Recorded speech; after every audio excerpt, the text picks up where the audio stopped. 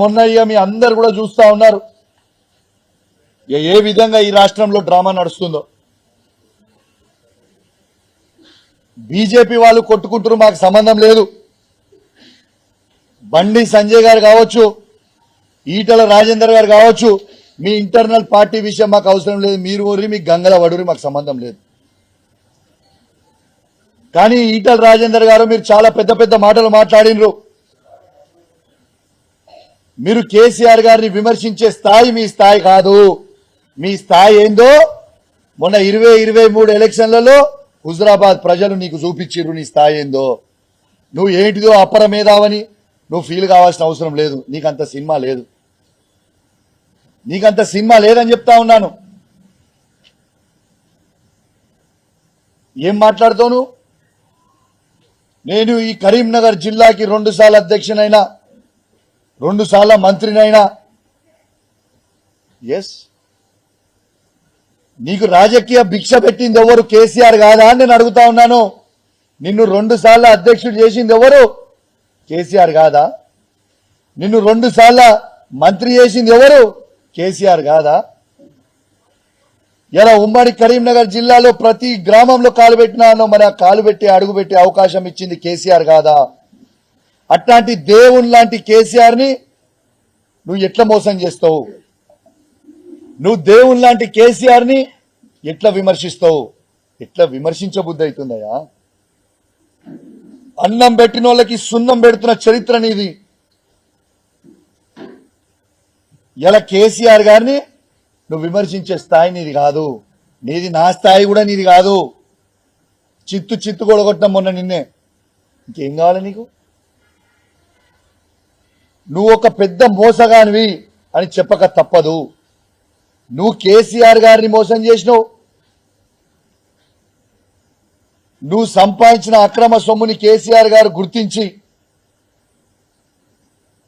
పేద దళితుల భూములని నువ్వు గుంజుకుంటే అవన్నీ గుర్తించి ఇలా నేను తన్ని పార్టీ నుంచి బయటికి వెళ్ళగొట్టి నువ్వు దానికి ఏం చెప్తున్నావు? నువ్వు చేసిన అవినీతికి నువ్వు ఒక అవినీతి పరునివి, నువ్వు ఒక చీటర్వి, మోసగానివి అని ఉద్దేశంతో నేను పార్టీ నుంచి బయటికి పంపింది కేసీఆర్ గారు. కానీ నువ్వేం చెప్తున్నావు? బీఆర్ఎస్ పార్టీలో ఆనాడు టీఆర్ఎస్ పార్టీలో ఎమ్మెల్యేలు అందరూ నాతో బాగుండే కాబట్టి కేసీఆర్ నిన్ను బయటకు పంపించింది. నువ్వు ఆ రోజు కేసీఆర్ గారిని ద్రోహం చేద్దామనుకున్నావు, కుట్ర చేద్దామనుకున్నావు. ఎవరు కూడా సహించలేని ఎమ్మెల్యేలు. నువ్వు ఎమ్మెల్యేలను పిలిచి నేను పైసలు ఇస్తా, నేను ముఖ్యమంత్రి అయితా, కేసీఆర్ గారిని దించుదామంటే మా బీఆర్ఎస్ టీఆర్ఎస్ పార్టీ ఎమ్మెల్యేలు ఎవ్వరు కూడా ఒప్పుకోలే, నీతో ఎవరు కూడా రాలే అన్నారు. నువ్వు చేసిన కుట్ర ఆ రోజు. కేసీఆర్ గారు నీకు అన్నం పెట్టిన పాపానికి కేసీఆర్ గారికి నువ్వు సున్నం పెడదామనుకున్న దుర్మార్గమైన ఆలోచన నీకు వచ్చింది ఆ రోజు. ఎస్, ముమ్మాటికి చెప్తున్నా, కేసీఆర్ లేకపోతే తెలంగాణ లేదు. ఈ తెలంగాణ జెండాని ఇలా కేసీఆర్ పట్టుకోకపోతే ఎవరు పట్టుకురా? తెలంగాణ అనేది స్టార్ట్ చేసింది కేసీఆర్ కాకపోతే ఎవరే? తెలంగాణ ఎక్కడిది? ఇంత అభివృద్ధి ఎక్కడిది? కేసీఆర్ గారు చేసి చూపించింది ఎక్కడిది? ఇవన్నీ ఎక్కడ పోయినాయి? ఇలా మాట్లాడుతూ అంటాడు మొత్తం స్థానిక ఎలక్షన్లు అన్ని నేనే గెలిచి. నువ్వు గెలవలే బాబు, నువ్వు ఏడ కూడా గెలవలేదు. కేసీఆర్ బొమ్మ గెలిచింది, కేసీఆర్ పార్టీ గెలిచింది తప్పితే నువ్వు గెలవలేదు ఏనాడు. ఈడా నువ్వు పార్టీలకి రాకంటే ముందే నేను ఒడుతున్నాను. నేను 2002లో పార్టీకి వచ్చినా. నువ్వు వాస్తవంగా 2002లో కూడా పార్టీలకు రాలే. కానీ ఎలక్షన్ల కంటే 2004లో ఎలక్షన్లు అయ్యే కంటే 6 నెలల ముందు పార్టీకి వచ్చినావు. కానీ పాత కమలాపూర్ గడ్డ, హుజరాబాద్ గడ్డ ఎప్పుడు కేసీఆర్ అడ్డా. ఇది వాస్తవం. 2001లోనే కేసీఆర్ గారి బొమ్మలు ఆ రోజు ఎవ్వరు లేరు. ఆ రోజు ఉన్నది ఎవరు? కేసీఆర్ గారి నాయకత్వంలో మా నాన్న సైనాథ్ రెడ్డి గారు, కెప్టెన్ లక్ష్మీకాంతరావు గారు, వీళ్ళు మాత్రమే ఆ రోజు పార్టీలో ఉన్నారు 2001లో. ఆనాడు ఈ పార్టీలో ఈ నియోజకవర్గంలో పాత కమలాపూర్ కావచ్చు, కొత్త హుజరాబాద్ నియోజకవర్గంలో కావచ్చు, ఆ రోజు మా నాన్న సైనాథ్ రెడ్డి గారు, కెప్టెన్ లక్ష్మీకాంతరావు గారు కష్టపడి అన్ని జెడ్పీటీసీలు ఎంపీపీలని గెలిపించింది కేసీఆర్ గారి నాయకత్వంలో. నువ్వు పార్టీలో కూడా ఆనాడు లేవు, నీ ముఖానికి అంత సినిమా లేదు. నువ్వు మా పదే పదే మా బీఆర్ఎస్ పార్టీ కార్యకర్తల మీద, మా బీఆర్ఎస్ పార్టీ నాయకుల మీద నువ్వు విమర్శించి అబద్ధాలు చెప్పి 2021 బై ఎలక్షన్ లో అది నిజం చేయించే ప్రయత్నం చేస్తా ఉన్నావు. మా కార్యకర్తలని నువ్వు తిడతా ఉన్నావు. తస్మాత్ జాగ్రత్త బిడ్డ. మా కార్యకర్తలు వీళ్ళందరూ కూడా మా నియోజకవర్గంలో ఉన్న 5 మండలాల జెడ్పీటీసీలు కావచ్చు, ఎంపీపీలు కావచ్చు, మున్సిపల్ చైర్మన్లు కావచ్చు, కౌన్సిలర్లు కావచ్చు, సర్పంచ్లు కావచ్చు, వార్డు మెంబర్లు కావచ్చు, నీతిగా నిజాయితీగా కేసీఆర్ గారి బొమ్మ మీద మేము గెలిచినాం, మేము కేసీఆర్ తోనే ఉంటాం, మేము పార్టీ వదిలిపెట్టం అని చాలా గొప్ప ఆలోచనతోని కేసీఆర్ తోనే మా బీఆర్ఎస్ పార్టీ చైర్మన్లు కానివ్వండి, ఎంపీపీలు కానివ్వండి, జెడ్పీటీసీలు కానివ్వండి, కౌన్సిలర్లు కానివ్వండి, సర్పంచ్లు కానివ్వండి, వార్డు మెంబర్లు కానివ్వండి, కేసీఆర్ గారితో నానాడు ఉన్నాడు.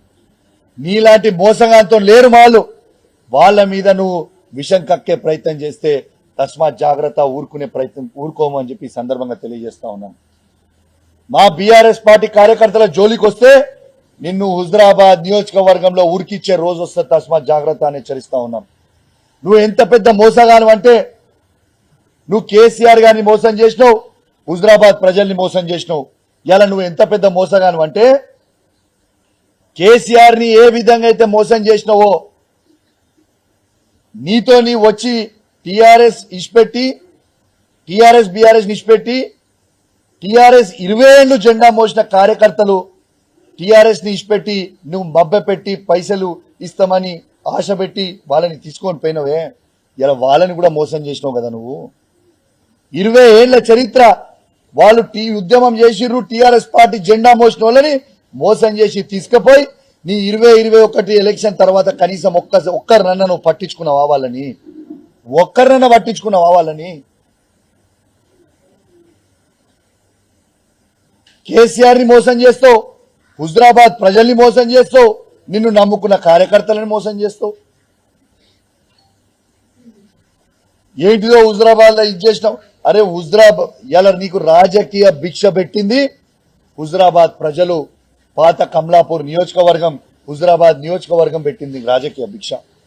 అట్లాంటి రాజకీయ భిక్ష పెట్టిన హుజరాబాద్ నియోజకవర్గంలో నువ్వు ప్రజల్ని పట్టించుకోకుండా ఇష్పెట్టి పోయి మల్కాజిర్లో పోయి నిలబడి హుజరాబాద్ ప్రజల్ని ఇష్పెట్టేసి ఇలా హుజరాబాద్ వాళ్ళు అన్నం పెట్టింది అనే సబ్జెక్ట్ మర్చిపోయి మా షామీర్పేట్ గడ్డ అంటున్నావు. అరే వా, నీకు రాజకీయ భిక్ష పెట్టిన హుజరాబాద్ కేసీఆర్ గారిని మోసం చేసినావు, టీఆర్ఎస్ కార్యకర్తలను మోసం చేసినావు, హుజరాబాద్ ప్రజల్ని మోసం చేసినావు. ఇప్పుడు నిన్ను నమ్ముకుని వచ్చిన టీఆర్ఎస్ ఇష్పెట్టి బీజేపీలోకి వచ్చిన కార్యకర్తలను మోసం చేసినావు. ఇలా రేపు ఎల్లుంటో బీజేపీని కూడా మోసం చేస్తావు. ఇంత మోసపోయిన చరిత్ర నీది. అంత దారుణమైన చరిత్ర పెట్టుకున్నా చరిత్ర తెలుసా? నీ చరిత్ర ఎవరు తెలియదా బాబు? నువ్వు చీటర్ అని తెలుసు, నువ్వు మోసగాని అని తెలుసు, అన్నీ తెలుసు. ప్రజలు అన్నీ కూడా గమనిస్తా ఉన్నారు. ఖచ్చితంగా మళ్ళా కూడా నేను చెప్తా ఉన్నా, హుజరాబాద్ గడ్డ మీద కూర్చొని చెప్తా ఉన్నా, 5 మండలాల్లో 5 జెడ్పీటీసీలు గెలిచేది బీఆర్ఎస్ పార్టీయే, 5 ఎంపీపీలు గెలిచేది బీఆర్ఎస్ పార్టీయే, ప్రతి గ్రామంలో ఎంపీటీసీ గెలిచేది బీఆర్ఎస్ పార్టీయే, ప్రతి వార్డు మెంబర్ గెలిచేది బీఆర్ఎస్ పార్టీయే, ప్రతి సర్పంచ్ గెలిచేది బీఆర్ఎస్ పార్టీయే, ప్రతి కౌన్సిలర్ గెలిచేది బీఆర్ఎస్ పార్టీయే, ప్రతి చైర్మన్ గెలిచేది బీఆర్ఎస్ పార్టీయే. రాసి పెట్టుకోండి, మీకు ఇవాళ చెప్తున్న ఈ మాటని. ప్రతిదీ కూడా మళ్ళా కేసీఆర్ గారి జెండా ఎగిరేస్తుంది. ఇక కొన్ని నేను చెప్పాల్సిన అవసరం లేదు, కొన్ని సర్వేలు వాళ్ళే చేసుకురు, వాళ్ళే బయట పెట్టిరు. ప్రతి కాంగ్రెస్ పార్టీ సర్వేలో కూడా ఇక్కడ బీఆర్ఎస్ పార్టీ జెండా ఎగురుతుందని వెరీ క్లియర్ గా చెప్పారు. ఖచ్చితంగా నేను చెప్తా ఉన్నా, ఎస్, కేసీఆర్ గారి నాయకత్వంలో ఇక్కడ ఒక బాధ్యత కలగ శాసనసభ్యునిగా ప్రతి బీఆర్ఎస్ టీఆర్ఎస్ కార్యకర్తని గెలిపించుకునే బాధ్యత నేను తీసుకుంటా. ప్రతి ఒక్కరిని కూడా గెలిపించుకొని తీసుకొని వస్తా అని కూడా ఈ సందర్భంగా తెలియజేస్తూ, అదే విధంగా మళ్ళొక్కసారి చెప్తా ఉన్నా, 20 ఏళ్లు టీఆర్ఎస్ పార్టీ జెండా మోసిన నాయకులకి మొన్న ఈటల రాజేందర్ గారితో మోసపోయి మీరు ఆడ పోయి ఉండి ఇబ్బంది పడుతున్న నాయకులకు చెప్తా ఉన్నా, మేము ఎవరేమనుకోం, our గేట్స్ ఆర్ ఓపెన్, మీరు ఎప్పుడన్నా రావచ్చు, మీకు ఏది ఉన్నా కూడా ఫీల్ ఫ్రీ, మేమేం అనుకునేది ఏం లేదు, మీరు రావచ్చు. మీరు ఒరిజినల్లా మీరు కేసీఆర్ మీద మీ అందరికి ప్రేమ ఉందని నాకు కూడా తెలుసు. మీ అందరు కూడా మన టీఆర్ఎస్ బీఆర్ఎస్ పార్టీకి వాపస్ రావచ్చు. మిమ్మల్ని కేసీఆర్ కేటీఆర్ సార్ సమక్షంలో హరీష్ రావు గారి సమక్షంలో తీసుకుపోయి కల్పించి మరి మీకు స్వాగతం పలుకుతామని ఇవాళ హుజరాబాద్ గడ్డ మీద నుంచి ప్రతి వాళ్ళ కార్యకర్త కూడా చెప్తా ఉన్నాను. ఎందుకంటే పాపం వాళ్ళని తీసుకుపోయి మోసం చేస్తే వాళ్ళ ఆగమాగం ఉన్నారు.